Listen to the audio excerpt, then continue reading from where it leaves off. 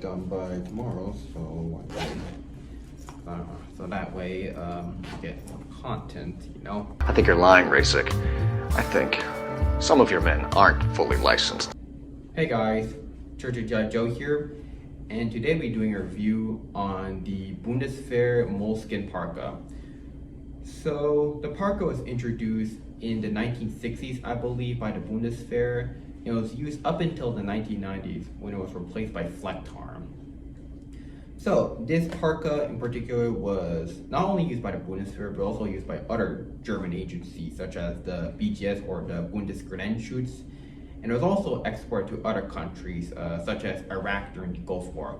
As for the Parka itself, so the Parka includes 4 pockets. You got 2 in the top, 2 in the bottom for the outer ones, that is. So there is a significant difference between the Moleskin one and the Flecktarn one.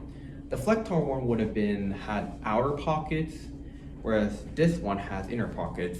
You can see here, there's no pocket. You can tell the pocket's not visible, and it's also secured by a button, like so. Same goes for the bottom pockets, which of course is not secured by zippers like the Flecktarn one. And yeah, so you also get a hood which goes all the way, which covers most of your face. You have this adjustment too, but I kind of leave it out because since I don't really need it. As you can see, it looks pretty nice.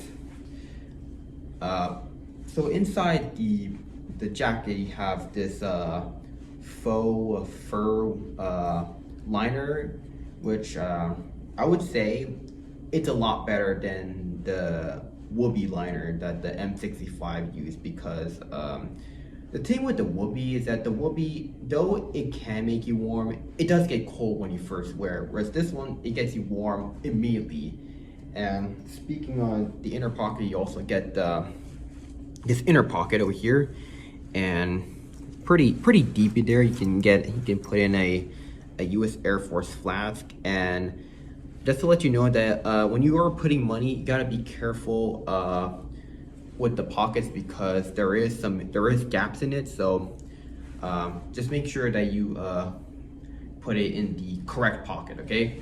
Oh yeah, I forgot to mention this, but I know this is not important as it's just for the collectors. Just to let you know, this Parka is dated 1986 for the outer layer, and for the liner, it's dated 1984.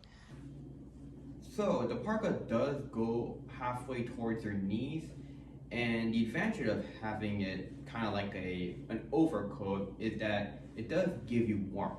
However, it does make it a bit difficult to undress your Parka, because if you go from the top, you have to deal with this button. And also, it's also much more bulkier, as this will take up a good amount of space when you put in your backpack or rucksack. So oftentimes you have to put it outside the rucksack, which of course is gonna get wet. Which is probably my only issue with this Parka, but other than that, it's a really good Parka. Overall, the Parka is not only consistently warm, it also has a decent amount of cargo space, and not to mention that this Parka doesn't really stand out as much as other military jackets. I mean, don't get me wrong, the Flecktarn jacket is good, but the thing is that it does kind of stand out in public, whereas this one, not so much. So, should you get this Parka? Well, it depends on where you get and how much you paid. I paid this Parka for around $50, and online it goes for around $60 to $100. Mostly the $100 price range tend to be from eBay, but there are some surplus stores that sell for that price. But if you can find it for around $60 or less, I recommend you guys picking it up, assuming you don't have one. If you don't, that's fine. Just to let you know, even though I do stand by my opinions, make sure you buy this Parka because you want to, not because I said so.